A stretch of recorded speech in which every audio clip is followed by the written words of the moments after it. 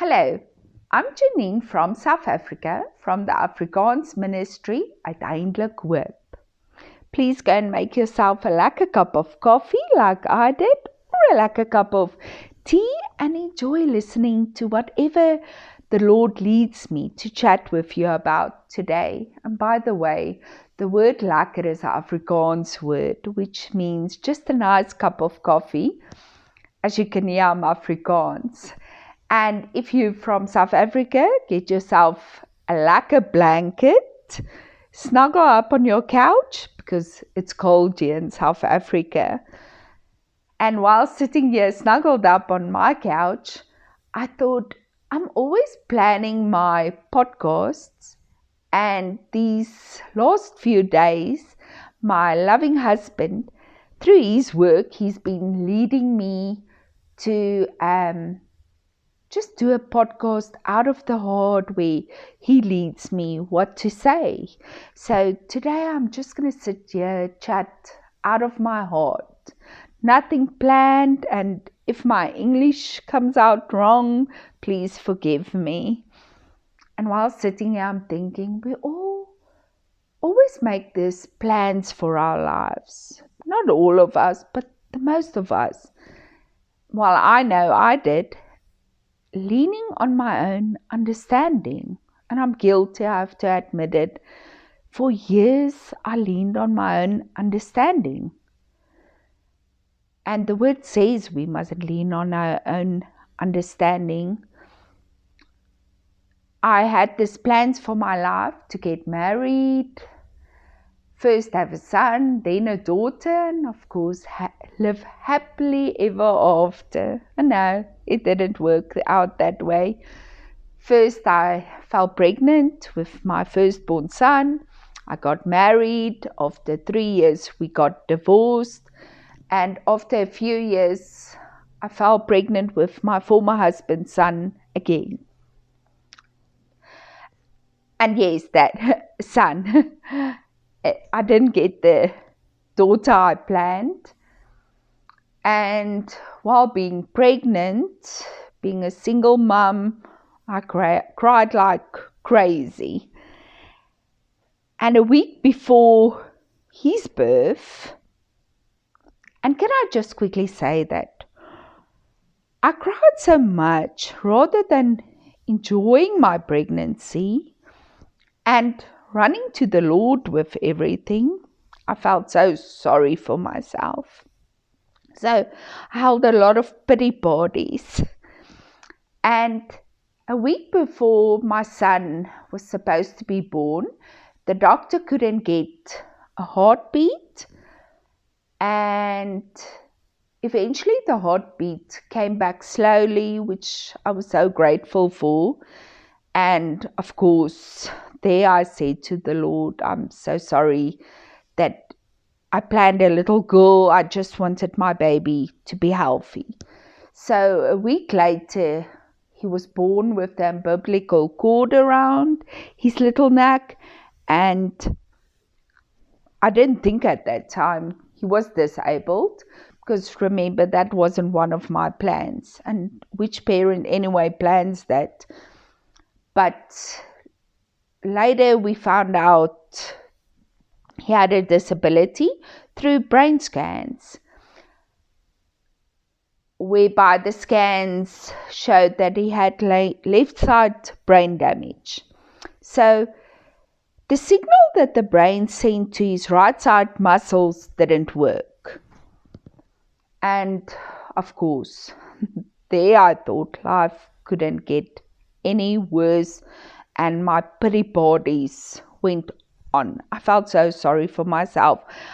But at that time, I even asked the specialist, was it because of my crying? Which he, of course, said no. But I started blaming myself for my child's disability, and if it wasn't my crying, it was all my sin that I was punished for. But yes, of course, later my loving husband, the Lord, led me to the understanding that it wasn't something that I did wrong. And although I even blamed myself long, because this I must also tell you, my mum, I would reach out in the cupboard, being pregnant, with my tummy so big, standing on the ladder, reaching out in the cupboard. And my mum would always say, "Can you please get off there? You can't do that." And at that moment, I would always say, "Oh, Ma, no. That I can't believe you believe that stuff they say. That's just nonsense." But anyway, yes, of course, later I felt it was because I had reached up so high. But anyway, if it was because I reached up so high, I had asked the Lord later to please forgive me if my child's disability was because of anything I did. But my point is, how many times do we live our lives on our own understanding, making these plans for our lives, than rather running to the Lord? Because through my son's disability, I learned that we really just have to give over into the Lord's hands. I wanted to write my child into the same school that his brother was in. But at that time, of course, and I don't blame the school, I explained his disability because he couldn't use his right hand, so he was going to have to be forced to write with his left hand, whereas he was actually right-handed. And the school wasn't prepared to help him. So we took him to a private school that was prepared to help him, which I was so grateful for at the time. And then later they said they can't help him any further. I must take him to the disabled school. And remember, that wasn't part of my plan. My plan was just a normal school for my child.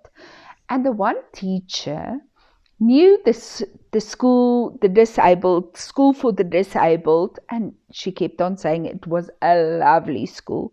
But remember, that wasn't part of my plan. So I cried. I did a lot of crying, I know. And I begged the Lord to please just not let him go to that school, because she would always tell me that the kids that could walk would push the children in the wheelchairs, that were in the wheelchairs. And yes, in my heart I said, no, my child can't be pushing another child in a wheelchair. He's already disabled. He can't go and do that. I know. It was very, very wrong of me, and I'm so sorry, and I really had to repent before the Lord. And so when I went to the disabled school, the kids there come on a waiting list, and they have to go for tests through the school psychiatrist, I think the physiotherapist. They have to go through a few tests. And there they said he went through the tests, but before that he came on a waiting list. And I remember walking at the school, because the private school couldn't help my child anymore, and there was no other way. I had to go and write him into the school, although it wasn't part of my plan. Walking there at the school, I said, well, if the Lord wants him here, he'll make a space for him. Well, yes, the Lord did make a space for him there. And this I have to say with a lot of humbleness. I think it wasn't even so much for my son to be there. than for my heart to be changed. Because after he started going to the school, I remember the first school concert with all the wheelchair dancers. If you see their smiles. And I'm telling you, the first time I went, I just had to take tissues along because I cried. I couldn't believe my heart the Lord had to fix my heart. I sat there and I cried because my heart really needed a lot of changing. Those kids in the wheelchairs, and rather for me, before the time, being grateful that my child wasn't in a wheelchair, I had the attitude of, no, my child can't push a kid in a wheelchair. He's already disabled. But yes, the Lord has His ways. He has His ways for allowing hurt and changing us, which I'm so forever grateful for. Because when you see those kids, the smiles on their faces, we really take life for granted. And I realized my heart was more disabled than anybody else. They were perfect. And of course, yes, I'm so grateful that the Lord humbled me and allowed my child to go through to that school. And I also have to say this. I was just always praying for my son's healing. I just wanted the Lord to heal my son. Till one day my son said to me, Mum, you can stop praying for my healing. I'm okay. Isn't that lovely?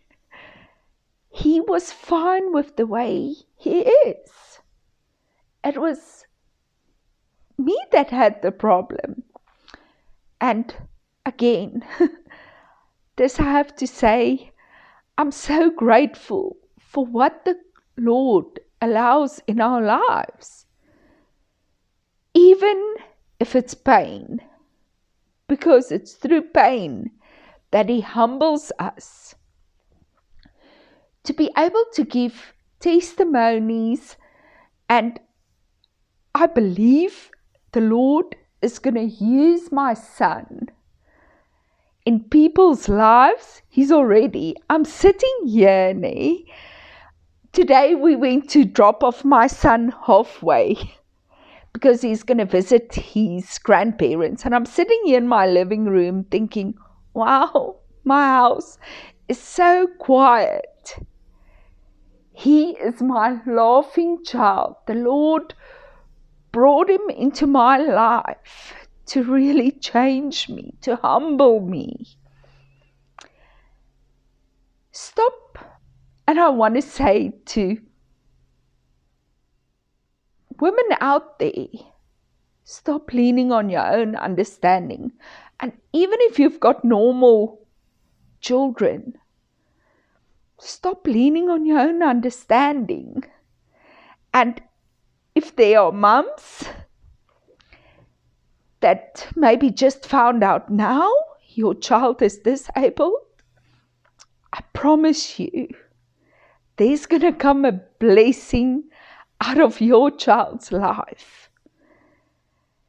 What He did for me, He's going to do for you too. And I can really say, my child is such a blessing in my life. The Lord just uses him.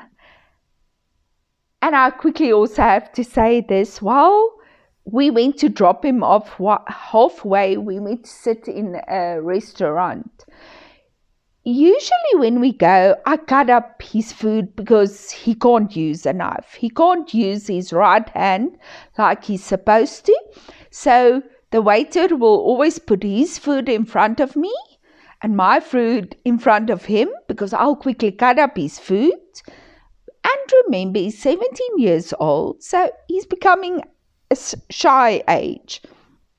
But this morning, I said to him, I'm quickly going to cut up your food. And he said, no, Mum, I'm fine, please.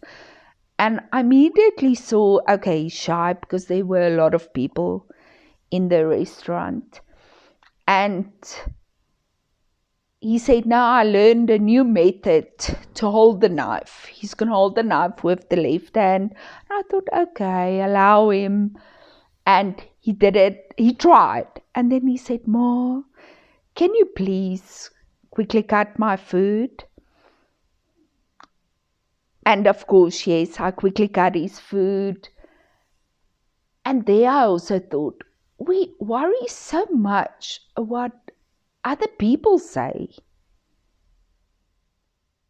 I know, that's how I lived my life. Till you have forced, because I can't just leave my child with his food, and it was breakfast, it was bacon and eggs, which he couldn't eat with his hands.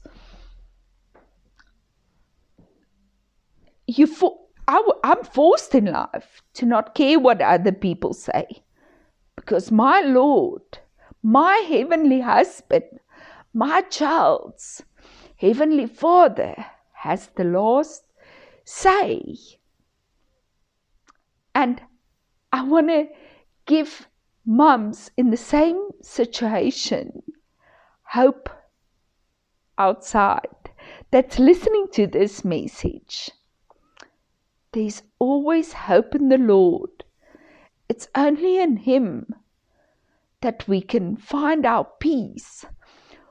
We don't have to look for our peace in the world, for our peace in people, because they don't have it. The Lord has it all for us. And look how He changed my life. Something that I thought, wow, my life can't get any worse, into, wow, my life's a blessing. My child's life is a blessing in my life. There's hope. Thank you so much for taking the time, listening to me. Till the next time where the Lord leads me to just chat about a random subject that can maybe touch somebody's life, even if it touches only one person's life. It's worth it, worth all the pain I went through. And of course, yes, most of the time it was just a pity party, feeling sorry for myself.